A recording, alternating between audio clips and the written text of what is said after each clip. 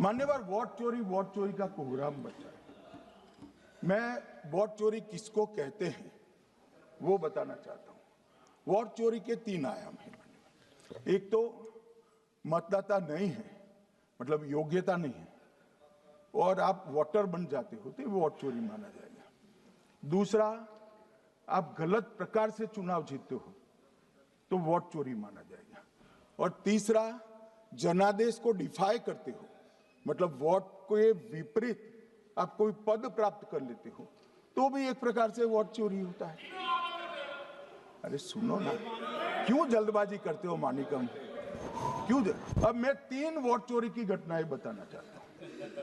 सबसे पहली घटना हुई, आजादी के बाद देश का प्रधानमंत्री तय करना था।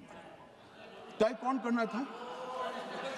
तो उस वक्त के जितने प्रांत थे, इसके कांग्रेस के अध्यक्षों ने, उनके एक एक वोट से तय होना था। अब 28 वोट श्री सरदार पटेल को मिले और 2 वोट जवाहरलाल नेहरू जी को मिले।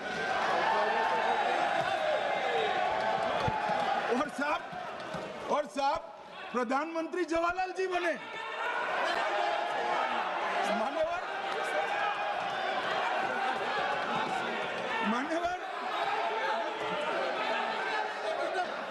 मान्यवर, दूसरे प्रकार की वोट चोरी और नैतिक तरीके से चुनाव जीतना, ऐसी वोट चोरी भी भूतकाल में एक बार हुई थी। श्रीमती इंदिरा गांधी रायबरेली से चुनी गई। इलाहाबाद हाईकोर्ट में श्री राजनारायण पहुंचे कि चुनाव नियमों के अनुसार नहीं हुआ। इलाहाबाद हाईकोर्ट ने ये तय कर दिया कि श्रीमती गांधी ने उचित तरीके से चुनाव नहीं जीता है, हम इसको रद्द कर देते। मान्यवर, ये भी वोट चोरी थी, बहुत बड़ी वोट चोरी थी। और उसके बाद में क्या हुआ? उसके बाद में वो वोट चोरी को ढकने के लिए संसद में कानून लाया गया कि प्रधानमंत्री के खिलाफ कोई केस ही नहीं हो सकता। मैं विपक्ष के नेता को कहना चाहता हूं, इम्यूनिटी की बात आप चुनाव आयोग की पूछ रहे हैं, इसका तो मैं जवाब दूंगा, इम्यूनिटी का। मगर ये इम्यूनिटी जो श्रीमती गांधी ने दी थी, इसके लिए आपका क्या कहना है? और उन्होंने तो स्वयं के लिए ले ली। उनका आरोप है, ऐसे नहीं चलता। मान्यवर, उनका आरोप है कि सरकार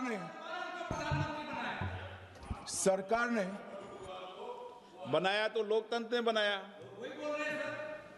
तो जो समय का केस था वो बताया है, आगे का तो बताया। मोदी जी को भी सब लोगों ने प्रधानमंत्री बनाया है भाई, आपकी कृपा से नहीं बने हैं।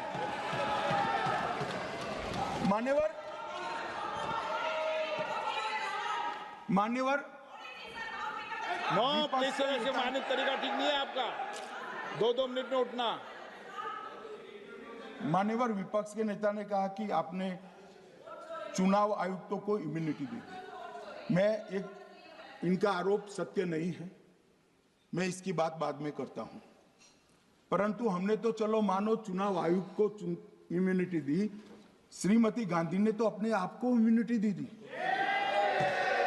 और फिर जब ये संवैधानिक सुधार के वायरस चैलेंज हुए तो वो केस जीतने के लिए 2, 3 और 4 नंबर के सर्वोच्च न्यायालय के जज को बाईपास कर 4थे नंबर के जज को चीफ जस्टिस बनाया और वहां केस भी जीत लिया। और मान्यवर, ये तो इतिहास है, कौन झुठला सकता है?